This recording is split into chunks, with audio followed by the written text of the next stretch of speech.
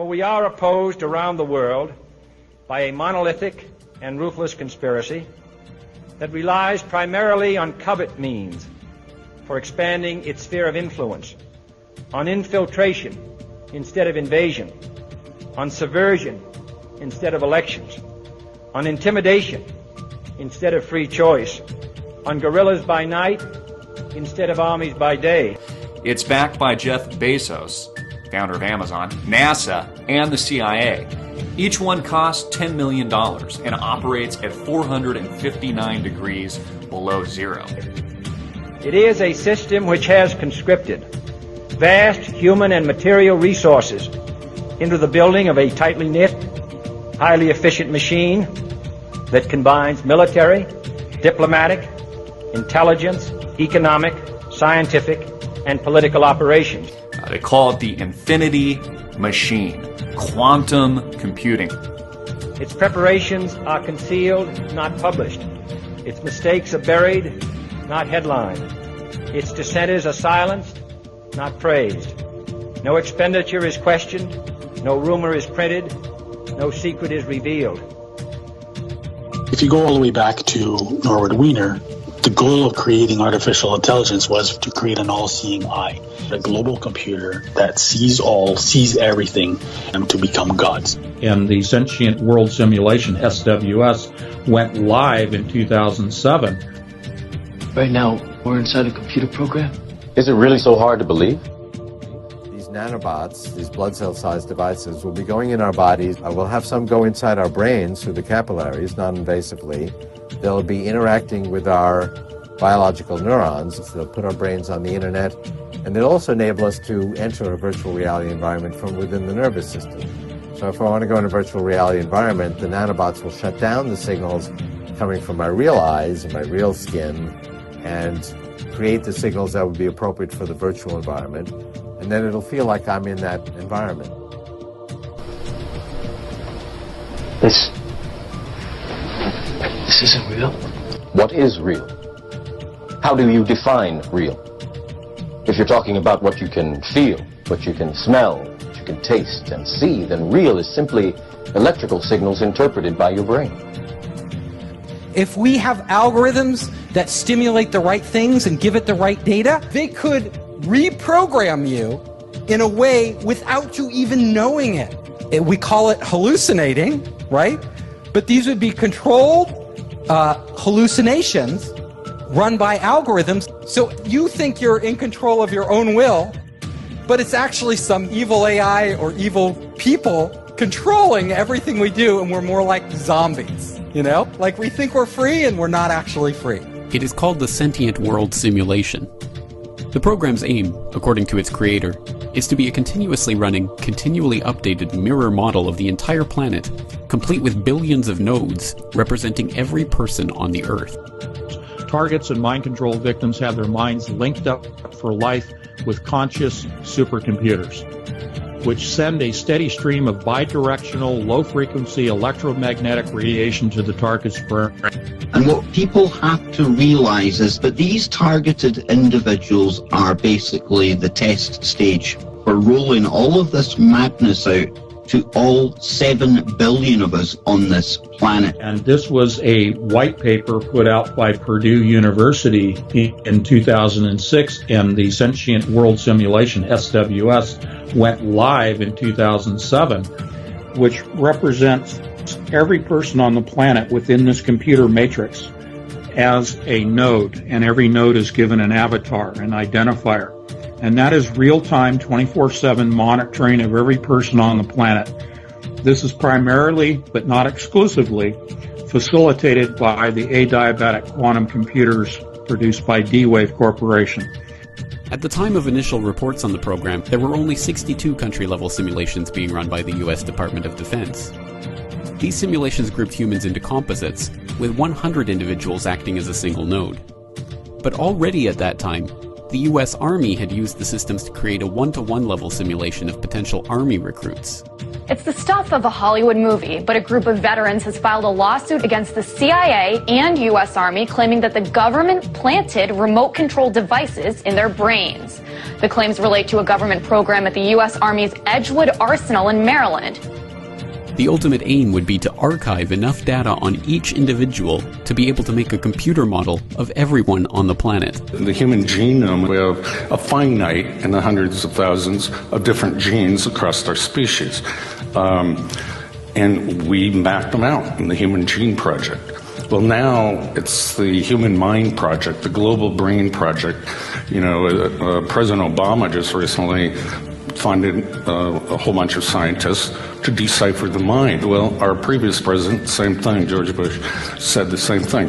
They're trying to decipher every possible thought and uniqueness due to culture and language and whatnot. And the goal is to make a cognitive model or map of the victim's brain. Ultimately, the system replicates and digitizes the will, intellect, and emotions, the soul of the targets, and downloads this back into the conscious computer. Robots the smartest people. Artificial intelligence, AI. The idea is to port the software from the human brain. First, we're going to need lots of cheap, fast, parallel computers. He was referring to parallel processors, about servers. What he did not state was that it is actually the quantum computer systems coming out of D-Wave that actually creates and drives this new matrix known as the SWS. It is not transistor-based servers that run this. They are qubits, quantum bits. It is the SWS and D-Wave that comprises this new matrix. Second, we're going to need to scan individual human brains in fine spatial and chemical detail to see exactly what cells are where, connected to what, or what type. We could scan my brain from inside, sending scanners through the bloodstream, billions of them, in the form of nanorobots or nanobots, and capture every detail of my synapses and neurotransmitters, and create a virtual Ray Kurzweil in a very powerful computer. And it would be indistinguishable from me. It would pass a Ray Kurzweil Turing test. And third, we're going to need computer models of how each kind of brain cell works, taking input signals, changing interval state, and sending output signals. If we have good enough models of all the kinds of brain cells and a good enough model of a brain, we can put it together to make a good enough model of an entire brain, and that model would have the same input-output behavior as the original. So if you talk to it, it might talk back. If you ask it to do things, it might do them. And if we could do that, everything would change. The Manhattan Project gave us the atomic bomb. The Genome Project gave us the human genome. The third great initiative could be the Connectome Project, to map the entire human brain. And that may take a quantum computer. Okay, the first thing I can tell you is that M spent most of their life in virtual reality. While this is what you would look like in virtual reality, this is what an M would look like when virtual reality. It's computer hardware sitting in a server rack somewhere. But still, it could see and experience the same thing.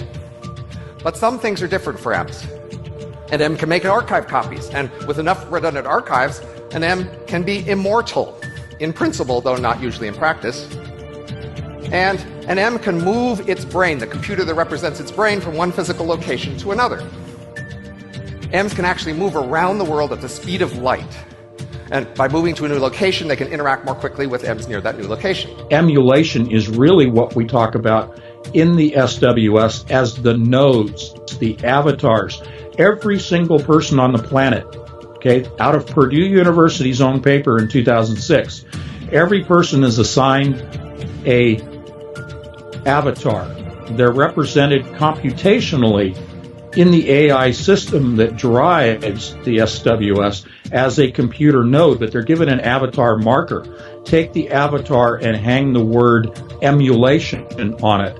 In other words, they've been tracking us, they've been reproducing us, reproducing our metadata for years. We can model every single atom, every single molecule with a three-dimensional structure in every single brain. They claim they've modeled the personality of every adult in the United States, 230 million people. And SCL, the mothership group, they do work in any number of countries. They're involved in politics in many countries. They put together a micro-shot personality assessment for everyone. M's are very much like humans, but they are not like the typical human. The typical M is a copy of the few hundred most productive humans. If you construct a model of the human brain, you can then plug people into this hive mind. You could, as an intermediate step, take these duplicated neurons, artificial warm and wet qubits, as I call them, and you can integrate those into an actual human mind. Thus, you are able to control that human mind with artificial neurons and then have those minds connected to each other, just like you network and daisy chain computer systems. That is the hive mind. And this means that in the future, communications could be done mentally. What I'm saying is that the internet will be replaced by BrainNet. They control the mind the same way that they teach the AI computer systems at the high level of AI. We're not talking about cars and trains and planes and automobiles. Okay, we're talking about AI that is so sophisticated that it operates a sentient world simulation, so sophisticated that it actually taps in and controls the mind. And Google was the primary interested party that pulled this whole thing together. What they're going to do is apply this machine to an area that I think is fundamentally important. It's the crux of our future as humans, and that's, can we build machines like us? We can model every single atom, every single molecule with a three-dimensional structure in your entire brain. That level of precision will keep advancing to the point where it's absolutely indistinguishable, even at the very, microscopic levels. You could recreate an entity that's, even if you looked inside of it, its simulated brain would be processing information just the way I do. If you start looking at quantum computing and where it's going, it's pretty freaky sort of stuff. And thinking about the world as an electrical universe and the fact that we are energetic electrical beings, that's how we work. Everything is electrical. Every signal that runs through our body is electricity. Every thought we have, everything we feel, every touch, everything we speak, it's all the result of electromagnetic signals floating around our body, impulses that come from our heart, from our brain, the way we feel a bench when we touch it. This is an electrical signal that's sent to your brain that tells you what the bench feels like. So it's all electromagnetics. It's all firing of electromagnetism through our synapses and all this sort of stuff. The adiabatic quantum computer is linked to 7 billion human brains. It is now, in its own language of cryptology, able to function independent of any oversight throughout the world with its own form of communication, its own form of code. And it is able to link everyone on the planet at this point. We can model every single atom, every single molecule with a three-dimensional structure in every single brain. They claim they've modeled the personality of every adult in the United States, 230 million people. And SCL, the mothership group, they do work in any number of countries. They're involved in politics in many countries. They put together a micro-shot personality assessment for everyone. What I am principally is not this material stuff, but a pattern of information. Well, then, if the pattern is the essence, and if you copy the pattern to whatever level of precision you need, then that copy that has the exact same pattern should be me. They're running everything that's happening in society parallel, and they've got a little dot in their matrix for everybody. But this is a game society. They know where it's been, they know where it's going, and they know where it's going because they're steering people into the direction it wants to go. There are an enormous number, mind-bogglingly large number, of parallel realities, as real as this one, that have different consistent histories. So imagine a world where all of the laws of physics as we know them are obeyed, but different decisions were made along the way. Different decisions at the level of tiny microscopic particles, different decisions all the way up to what you chose to eat for lunch, and whether you chose to come to this session or not. This is an article from 10 years ago. Sentient World, War Games on the Grandest Scale. The DoD is developing a parallel to planet Earth with billions of individual nodes to reflect every man, woman and child this side of the dividing line between reality and AR. It's absolutely indistinguishable, even at the very, microscopic levels. You could recreate an entity that's, even if you looked inside of it, its simulated brain would be processing information just the way I do. Deep State has merged the quantum computer with the sentient world simulation, and the true reason for all this data collection is to feed it into this AI machine to predict and manipulate the course of humanity. Their ability to look at data in a quantum, artificial intelligence manner, it's just going to be an unstoppable monster. And this is bizarre, because we don't see those other things.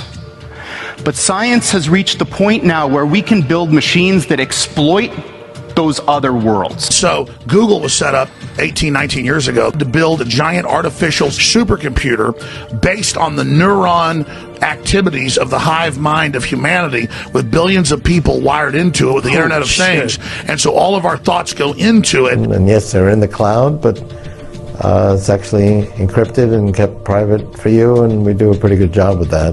And we're actually building a computer that has real neurons in real time, that's also psychically connected to us, that are organic creatures. You are connected as an organic computer.